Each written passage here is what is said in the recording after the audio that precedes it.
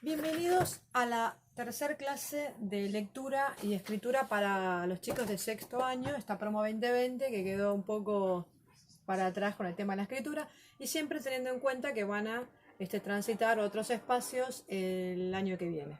Así que bueno, habíamos quedado en que el lenguaje era social, que es muy importante tener el conocimiento del lenguaje, cómo funciona, sus elementos, para poder orquestarlos también nosotros, ¿no? Y manipularlos de la mejor manera posible. Ustedes saben que cuando se pone en juego la comunicación, se ponen en juego varias cuestiones. Y habíamos visto que para que un texto sea considerado como tal, tiene que ser coherente y cohesivo. Pero estábamos hablando para no mezclar, estábamos hablando de la lectura y de lo importante que es hacer una buena lectura.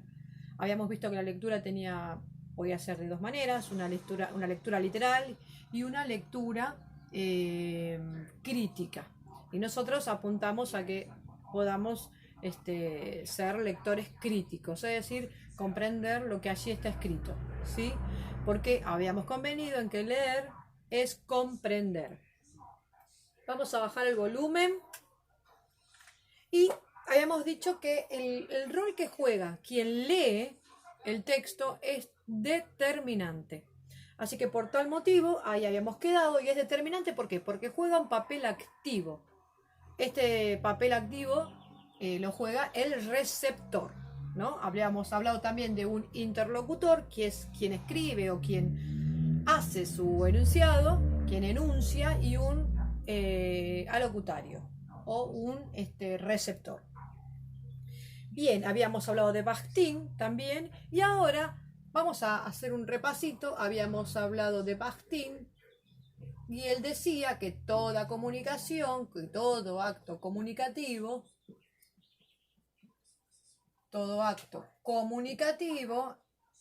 ¿sí? Significaba un montón de cosas, ¿no? Estaba preñado por luchas, ¿no? En donde lo que se busca es adhesión o rechazo a aquello que se dice. Por eso cuando leemos un texto tenemos que ver qué es lo que nos está diciendo ese locutor o ese enunciador, ese sujeto que enuncia, para comprender. Ahora vamos a hablar de otro autor, Teun Pandij, ¿sí? Este autor, en 1999, ¿sí?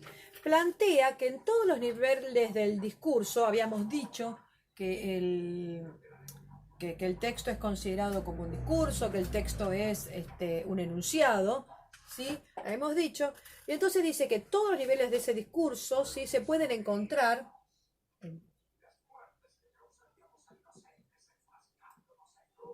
en todos los niveles del discurso,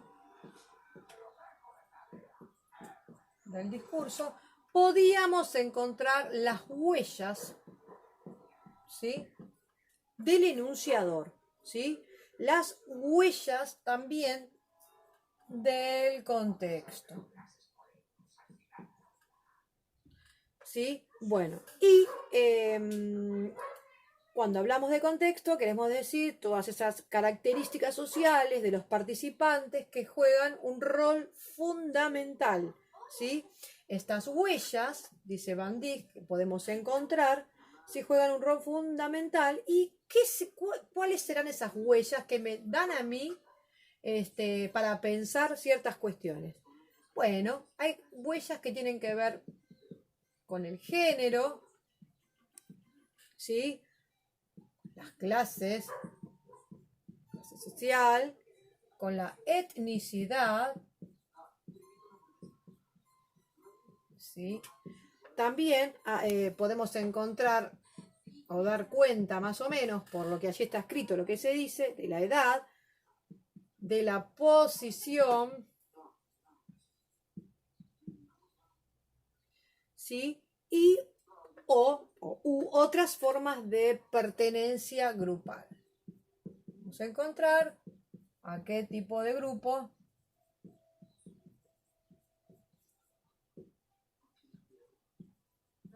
pertenece aquí a aquel que está enunciando ese enunciado, ese texto. Muy bien, vamos a repasar entonces algunas cuestiones que dijimos al principio. Él va a hablar de un locutor, aquel que enuncia, este sujeto que habla, ¿sí? De un alocutario, también otro concepto, que es quien recibe ese mensaje, ¿sí? Este alocutario, a su vez, puede ser una persona individual o también puede ser colectivo, ¿sí? O grupal. A su vez, pueden ser real o imaginario, ¿sí? Bueno, esto es según Van Dijk.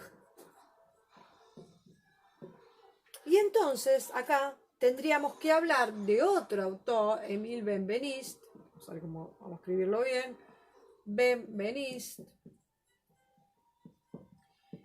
¿Qué es lo que dice ahí? Benveniste dice, bueno, pero ¿cómo encontramos estas huellas? Y entonces dice, bueno, entonces habrá que fijarse en principio en las categorías de persona. Categorías de persona. ¿Qué es esto? Bueno, en principio, la primera persona, primera persona, yo, y la segunda persona, ¿sí? Un tú, un vos. Quiere decir que en todo acto discursivo podemos encontrar un yo y un tú. Un yo que le habla a alguien dirigido a un tú. Siempre vamos a encontrar estas cuestiones. Y por otro lado, aparece también Kerbrat Orecchione, vamos a escribirlo bien, Catherine Kerbrat. Esto es así a muy grandes rasgos, ¿sí? Kerbrat Orecchione, viendo. ¿Qué es lo que propone? Propone una serie de observables empíricos, ¿sí? Que nos van a permitir acercarnos a la intencionalidad, a la intención que tiene este hablante o como habíamos dicho, locutario o enunciador o esta persona, ¿sí? En todas las huellas del texto vamos a encontrar, dice, la intención del hablante.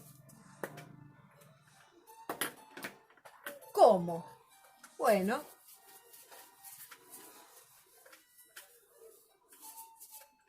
en principio, dice, tenemos que ver los pronombres que utiliza. Los pronombres, como por ejemplo yo, tú, él, estos pronombres que son, nosotros los recordamos, espero, como los pronombres personales. Por otro lado, tendremos los pronombres demostrativos.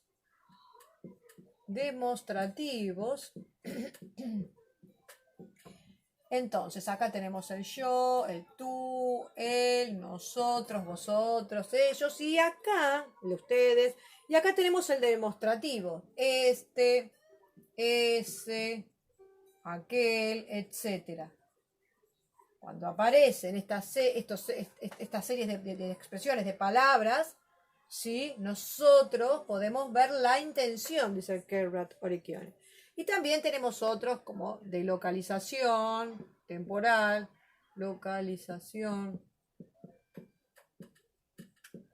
y de tiempo. Tiempo, ¿sí? Atrás, cerca, ¿sí? Y de localización serían, cerca, detrás. y los de tiempo, mañana, un futuro y otras expresiones más. Y por otro lado, dice que el enunciador elige, más allá de estos pronombres, ciertas palabras. Habíamos dicho en una primera instancia que Bakhtin dice, bueno, también elige un cierto léxico, ¿no? Palabras. Pero esta teoría lo que dice es que también tenemos que fijarnos en lo que aprendimos hace mucho tiempo, seguramente, subjetivemas. Subjetivemas. Y tenemos que también buscar las modalidades. Subjetivemas es cómo nombramos a la cosa. Por ejemplo, podrían ser palabras adjetivas, sustantivos, verbos. Y estos serían los modos. Ahora vamos a explicar específicamente a qué nos referimos cuando hablamos de subjetivemas y de modalidades. Sepan que es muy importante conocer estas cuestiones a grandes rasgos, para poder comprender que un texto es una cuestión mucho más compleja de lo que por ahí pensábamos antes. En un texto siempre lo que se representa son realidades. Se representa realidades. El tema es ¿qué es una realidad? O si hay una. Bueno, es una controversia que lo trabajará muy bien la filosofía, pero por otro lado tenemos que dar cuenta de que si dijimos que si un texto construye, ¿sí?, a través de las opiniones, de las creencias, de todo lo que habíamos dicho, lo que está construyendo el texto entonces serán realidades.